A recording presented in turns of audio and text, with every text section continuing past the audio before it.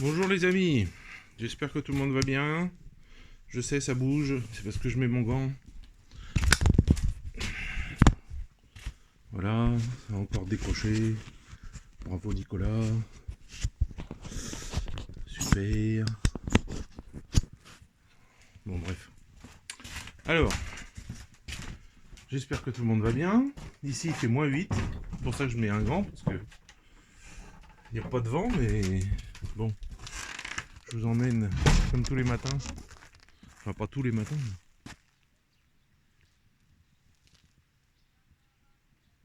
Voilà, le lever de soleil.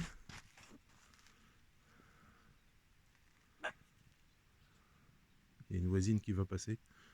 Du coup, Dina fait son travail.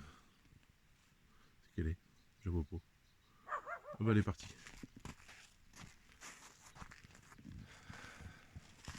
Alors, pensez à vous abonner parce que je vois qu'il y a beaucoup de commentaires, beaucoup de gens qui regardent les vidéos en ce moment, mais je vois pas beaucoup d'abonnés.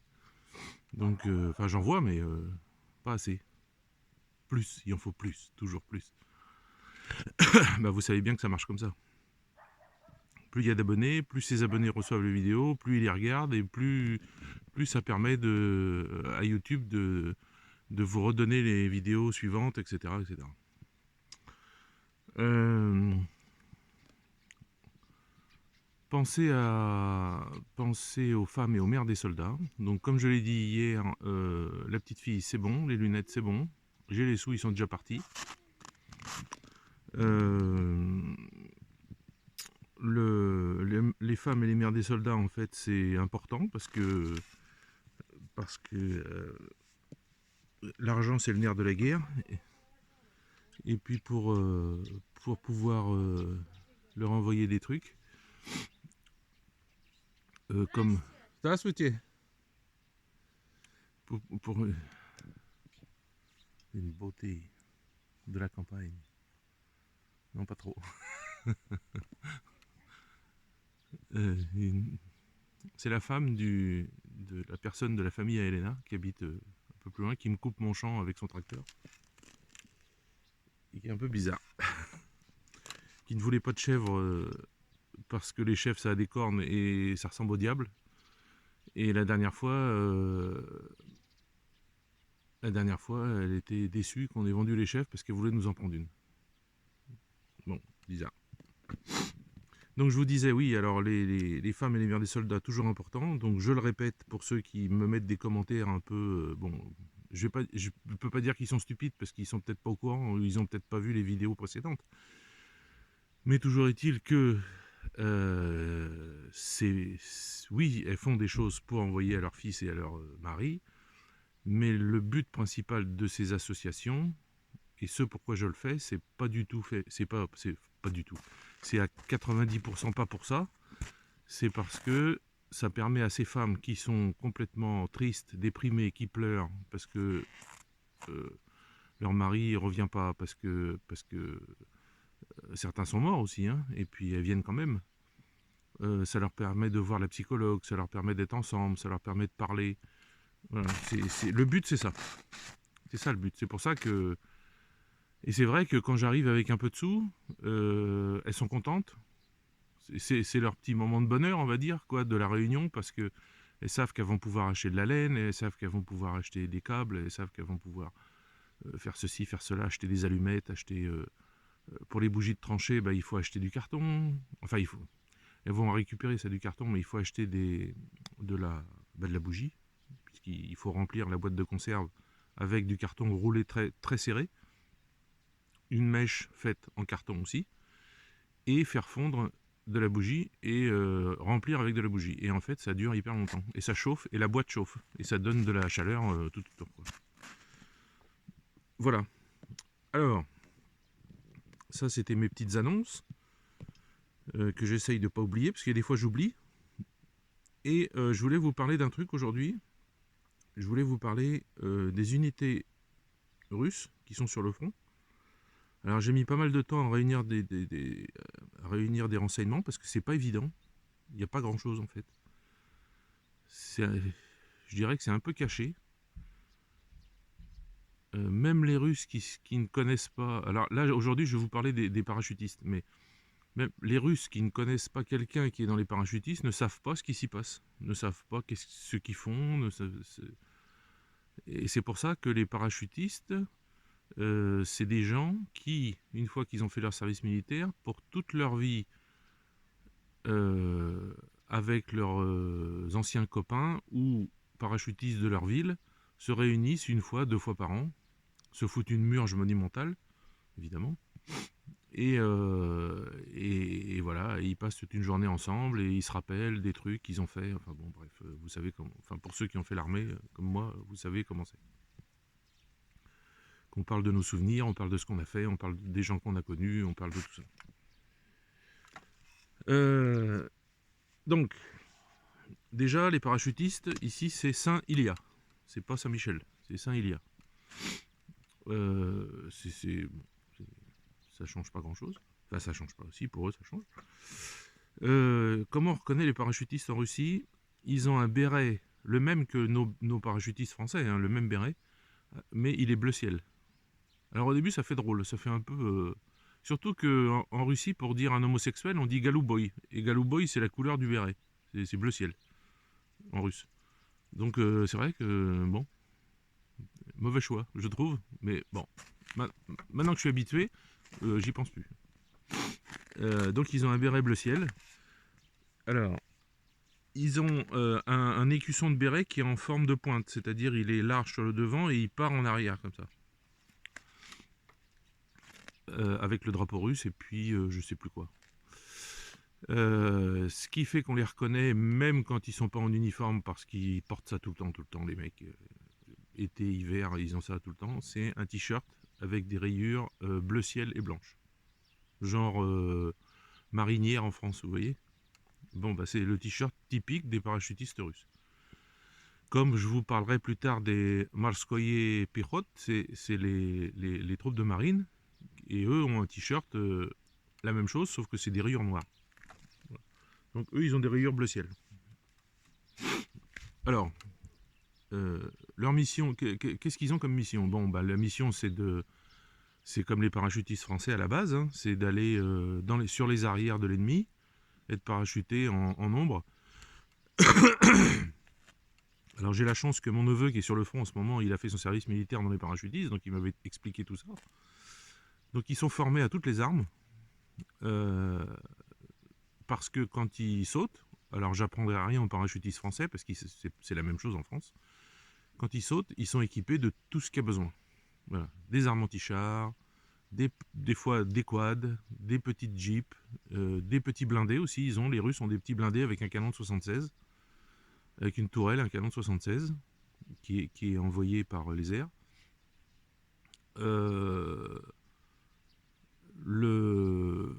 Les avions, c'est des Ilyushin 76 qui les balancent, donc ils sautent par 200, quoi, au moins. Je sais pas combien ils sont là-dedans, mais oui, je pense au moins 200. Donc c'est des grappes de 200 qui arrivent au sol. Ils prennent de la bouffe pour 4 jours, je crois, de ce que je me souviens, 4 jours. Alors leur entraînement, c'est assez dur. Moi, je pense que ça correspond pas à l'entraînement des parachutistes français, ça correspond à l'entraînement des commandos marines à Lorient, en France. C'est dur comme ça. C'est hyper dur. C'est même plus dur encore, parce qu'ils se font frapper en plus. Les sergents ont des badines ou des trucs comme ça et leur filent des coups ou des coups de pompe ou enfin, et ça finit. Bon, c'est pas bien, on est d'accord. C'est pas autorisé, mais je vous dis ce qui se passe. Il y a des morts pour diverses raisons. Des chutes, des mecs qui en peuvent plus, il y a un peu de tout. Il les pousse, je pense qu'il les pousse plus au bout, c'est-à-dire que les commandos marines, il les poussent au bout quelquefois, par exemple pour le test de début pour entrer dans les commandos marines, et puis après ils le font aussi. Mais là, c'est presque tous les jours, quoi. Ils sont poussés à bout presque tous les jours. C'est hyper dur. Mais qu'est-ce que ça donne? ça donne des types qui sont rompus à tous les combats, à toutes les manières de combat manuels. Donc ils font du Krav Maga, je crois, et je sais plus quoi. Et ils ont un combat bien à eux qui se fait surtout au couteau. En général, ils ont 2 couteaux sur eux. Ils ont un couteau de combat et un autre couteau perso. En général, dans la botte ou dans la veste. Ils ont des Kalachnikov raccourcis avec une crosse qui se replie. Bon, bah ça, c'est un peu comme on avait en France. Hein. C'est comme on avait la MAT 49, pour ceux qui ont connu. Bon, bah, on replie la crosse, c'était surtout pour les paras, pour pouvoir sauter. Et puis, une arme, plus c'est long, plus vous pouvez vous enfiler un coup dans la gueule quand vous atterrissez. Donc, bah, plus c'est court, mieux c'est. Ils sont entraînés au saut à très haute altitude. Qu'est-ce que je peux vous dire encore? J'espère que mon téléphone va... parce qu'il fait pas chaud. Bon. C'est pour ça qu'en fait qu'il décroche, c'est que j'ai laissé la coque. Et la coque, ça protège un peu du froid, la batterie, je pense. Donc ça, c'est leur entraînement. Alors l'entraînement, oui, l'entraînement, il y a des présentations tous les ans, même plusieurs fois par an, aux familles, aux gens de la ville où ils habitent, où ils s'entraînent. Où on les voit casser des briques avec la tête, faire tous ces trucs qui sont visuels, quoi. Sauter, arrêter une voiture avec des terroristes à l'intérieur. Et vous avez peut-être déjà vu ces images d'un type qui arrive face à la voiture en courant, puis qui saute, et les 2 pieds joints qui pètent le pare-brise, et qui a déjà l'arme sortie, et qui braque les 2 mecs qui sont dedans, quoi. Ils sont quand même costauds, quoi. Vraiment. Ils sont à peu près 45 000 en Russie, je crois.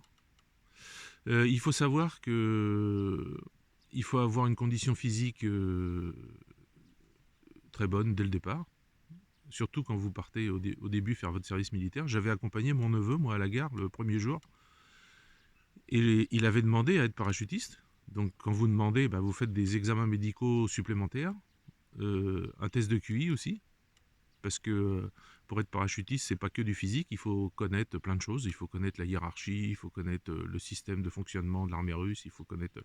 Enfin bref, il faut être vraiment autonome tout seul quand on est derrière, quoi, derrière les ennemis. Donc je me souviens, il devait être à peu près 200 jeunes qui partaient au service militaire ce jour-là. Et tout de suite, alors déjà, ils ont été emmenés à un endroit où on les habille, dans la ville où ils ont pris le train, où je l'ai accompagné. Donc déjà ça. C'est là qu'il reçoit son uniforme complet de parachutiste. Alors c'était l'hiver, donc ils avaient la tenue d'hiver, avec la grosse chapka, tout ça là. Et les autres, ils reçoivent une tenue verte et eux une tenue bleu foncé. Et ils étaient à peu près une dizaine à partir pour les paras. Et ils ont été mis à part des autres immédiatement. Il y a un capitaine, je crois, qui est venu les accueillir, qui était assez sympa avec eux, qui les a mis de côté. Ils étaient sur 2 colonnes de 5. Et ils étaient à part. Mais on voyait tout de suite, bon, déjà qu'ils étaient fiers tous d'être là. Mais c'est parce qu'ils ne savaient pas comment ça allait être dur, parce qu'après il m'en a parlé, c'est hyper dur. Il y a des fois, il en avait marre, quoi. C'était vraiment dur.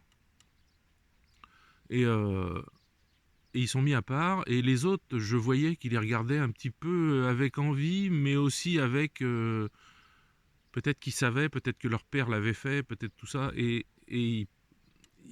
on voyait dans leurs yeux, bon bah, ah, c'est chouette et tout, les paras, c'est chouette, c'est une arme d'élite, mais je suis content de ne pas y aller quand même. Voilà ce que je voyais dans les yeux des autres qui les regardaient. Alors Dina, ça va? Oh merde, voilà, je m'en doutais. Je baisse le truc, et voilà le résultat. Hop, c'est bon. Donc, leur entraînement, il est très physique. Parcours du combattant, c'est pas le même qu'en France. Les Russes ont un... Bon, ça ressemble, hein, mais c'est autre chose. Là, je peux pas vous expliquer obstacle par obstacle. Parcours du combattant, beaucoup de marches, des marches, c'est pas des coupeurs, hein, c'est pas des 8 km, c'est des 70, 80, 120 km. À pince, avec le sac à dos, les Rangers, enfin c'est plus des Rangers maintenant, hein, c'est des chaussures de... C'est beaucoup mieux que des Rangers ce qu'on avait. Ça ressemble plus à des pompes de randonnée, presque leur truc. Le pied est bien dedans, quoi, c'est ça qui est bien. Avec leur arme. Et voilà. Bon, ensuite, il y a beaucoup d'entraînements. Alors, ce qui m'a fait rire, c'est que je me souviens qu'en France, quand j'avais tiré, qu'est-ce que c'était que le missile qu'on avait à l'époque? Un missile philo-guidé. C'était en 1985. C'était un quoi? Un Milan? Missile Milan, c'est ça, je crois. En fait, on tirait un missile alors, on tirait des missiles inertes et à la fin de l'exercice, à la fin des 2 ou 3 jours d'exercice, on tirait un vrai missile. Et là, pour vous motiver à pas faire le con avec ce vrai missile qui coûtait cher à l'armée française, puisque c'est toujours ça en France, économie, et ben celui qui arrivait à tirer correctement, il passait caporal. Bon, et ça me fait rire quand mon neveu m'a dit qu'il a tiré, en fait, quand ils les mettent à l'entraînement, le premier jour, c'est des missiles inertes, et après, il tire une dizaine de missiles, des vrais, quoi. Des cornettes, là, il a dû en tirer une dizaine. Voilà, c'est pas le même budget, c'est pas la même manière de former, enfin, ça n'a rien à voir. Donc, il sait s'en servir. C'est pour ça, d'ailleurs, que son unité a été une des premières à bousiller un léopard, par exemple. Et d'ailleurs, ce jour-là, c'est pas un qu'ils ont bousillé, je crois que c'est 8 ou 6. Je sais plus ce qu'il m'avait dit. Je l'avais dit dans une vidéo, ce truc-là, quand c'était arrivé. Voilà, donc les parachutistes, voilà, donc ils sautent en parachute, évidemment. Ils font une vingtaine de sauts sur un an. Plus qu'en France. Quand on faisait son service militaire chez les paras, on faisait pas 20 sauts, hein, on en faisait 5 ou 6, je crois. Moi, j'en avais fait 2 de nuit et 4 de jour. Sur une formation qui a duré 2 mois. Ensuite,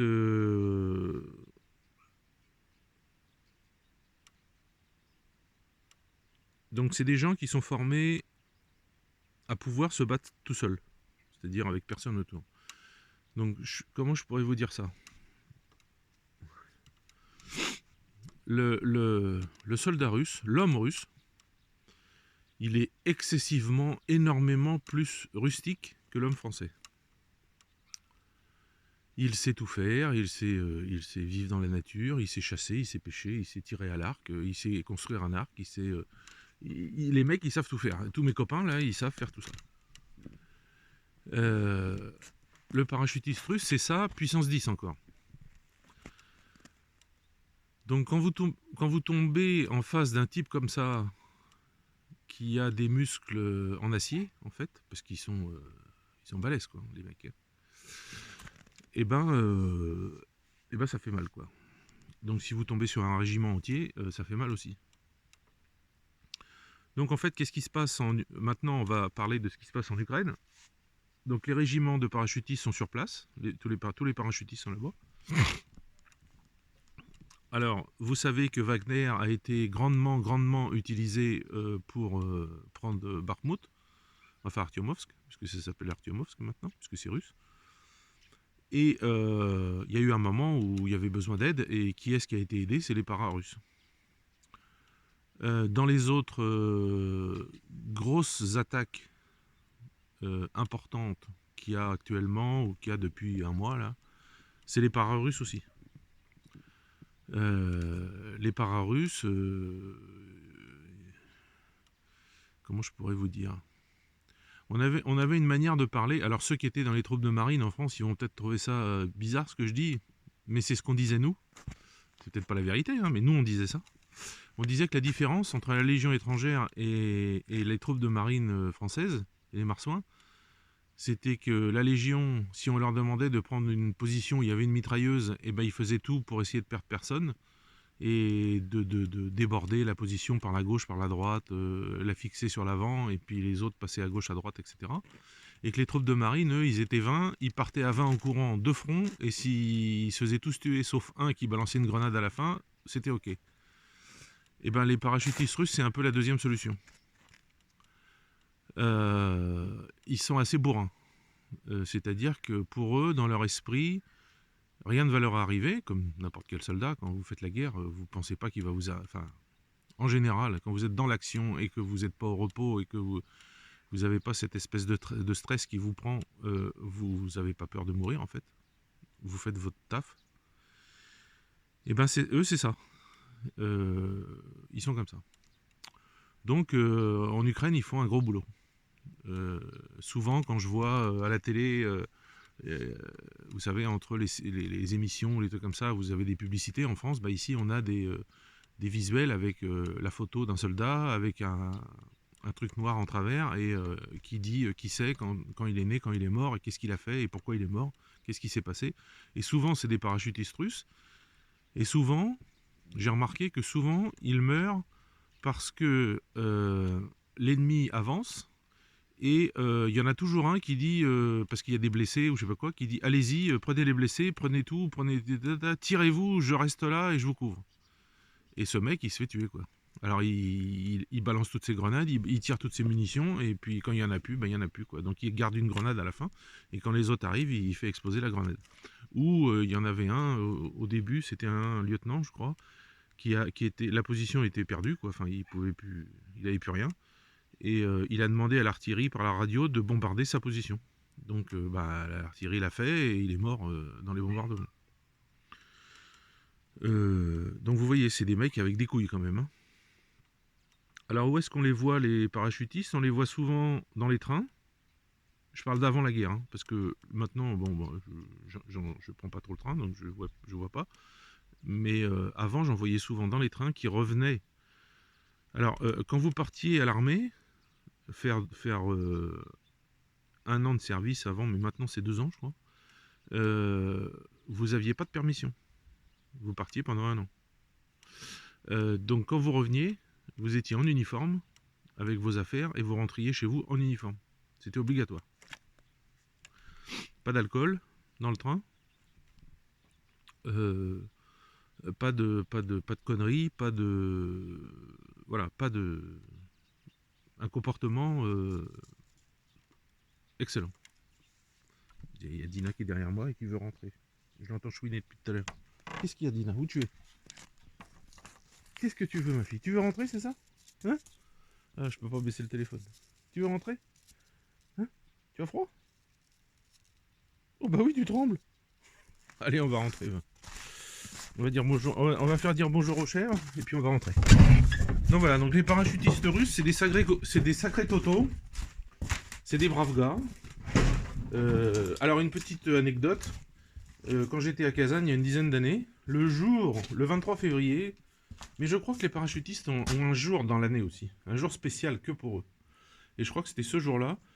Ils étaient une 50aine dans un camion Ben à l'arrière, en t-shirt, et avec leur béret, tout ça. Et puis ils étaient tous bourrés, avec la vodka, tout ça. Ils avaient tous des bouteilles, et puis il y avait un bouchon. Et le bouchon était dû à cette espèce de camion Ben qui avançait pas, quoi. Et puis les gens klaxonnaient, tout ça, puis eux, ils ont commencé à dire aux gens d'aller se faire foutre. Enfin bon, vous savez comment c'est. Et en fait, ce qui s'est passé, c'est que dans les voitures, dans le bouchon, les mecs, ils ont commencé à sortir, à leur gueuler dessus, tout ça. Et la plupart, c'était plein d'anciens des troupes de marine. Et ils étaient à peu près une 50aine. Et moi, je voyais ça de mon balcon, enfin de ma fenêtre. Et puis, les mecs, ils descendent du camion Ben et ils commencent à se mettre 50 contre 50, à se foutre sur la gueule, à se frapper, quoi. Truc de bourrin, quoi. Ils commencent à se taper dessus. Et au bout de 10 minutes, tout le monde était fatigué ou trop bourré. Et ils ont arrêté, ils se sont tous pris dans les bras les uns les autres. Et au final, les voitures dont étaient sortis les troupes de marine, les anciens troupes de marine sont restés avec les portes ouvertes et tout sur la route. Ils sont montés dans le camion Ben avec les paras et ils ont picolé tous ensemble dans le camion Ben. Et ça a duré 1 heure, quoi. Incroyable. Et après, les mecs, ils sont retournés dans leur bagnole. Alors, fumés, hein. Et en Russie, ça rigole pas avec l'alcool au volant. Si vous vous faites choper, c'est retrait du permis immédiat et enfin 2 ans de retrait du permis. Hein. Même limite, si c'est la 2e fois, je crois, vous allez en prison. Hein. Oui, c'est même sûr. Vous allez en prison. Donc, voilà comment ça se passe. Alors, c'était il y a 10 ans. Hein. Bon, je sais pas si ça se passe encore comme ça maintenant, puis ça s'est passé une fois, j'ai vu ça une fois. Bon, ça veut pas dire que c'est tous des alcooliques, tout ça, hein. Loin de là, hein. Il y a des paras qui ont, que je connais qui ont une 60aine d'années. Les mecs, ils font des pompes tous les jours. Bon, ils picolent la vodka avec les copains, mais ils font du sport, ils font plein de trucs. Ils font fonctionner l'association des paras, justement, ou d'autres choses. Où là, ils aident, comme moi je fais, les mères et les femmes des soldats. Là, bah, eux, ils n'ont pas l'argent pour. Donc, ils vont aider à faire les cartons, à faire plein de trucs, quoi. S'il faut partir au Donbass avec leur voiture, avec leur Niva, qui consomme 12 litres au 100. J'ai dit la dernière fois, mais vous êtes pas bien. Mais vous pouvez pas trouver une autre bagnole? Une petite, je sais pas, comme moi j'ai là. Bon, bref. Donc ils partent. Et puis c'est eux qui emmènent les cartons. Voilà. C'est des braves gens. Vraiment, vraiment. Mais de toute façon, tous les Russes, c'est des braves gens. Des connards mauvais, comme vous avez certainement peut-être des voisins qui sont aigris, vous savez, qui font chier le monde, qui emmerdent tout le monde. J'ai jamais vu ça ici. Jamais. Enfin voilà, donc un petit résumé sur les paras. J'ai des infos sur, donc sur les troupes de marine. Je vous en parlerai plus tard, une autre fois. J'ai des infos sur la flotte aussi. J'ai une personne que je connais qui a été... Bon, là, il y a pas mal de secrets, donc il me dira pas certainement tout. Mais il m'expliquera quelques petites choses, qui a fait sa carrière, et c'est pour ça qu'il est pas vieux, et il est à la retraite. Il a été pilote d'un des trains russes qui contient un missile nucléaire. Voilà. Et qui est sur les rails en permanence. Et il a fait ça pendant toute sa vie. Enfin, toute sa vie de travailleur. C'est ce qu'il a fait. Il était chauffeur de train où il y avait le missile nucléaire à l'intérieur. Voilà, donc je pense que ça va être assez restreint comme discussion quand je le verrai, parce qu'il faut que je lui pose des questions. Mais je pense pas qu'il veuille parler à la caméra. Comme tout le monde ici, à chaque fois j'essaye. Non, ça n'intéresse pas les gens. Et puis voilà. Donc je vous souhaite une bonne journée. Et puis pensez bien à faire une prière tous les soirs pour votre président. Pensez bien à lui dire qu'il est beau. Et que le budget pour la cocaïne, eh ben, il faut l'augmenter un peu, parce que là, ça commence à coûter cher à l'État, quoi.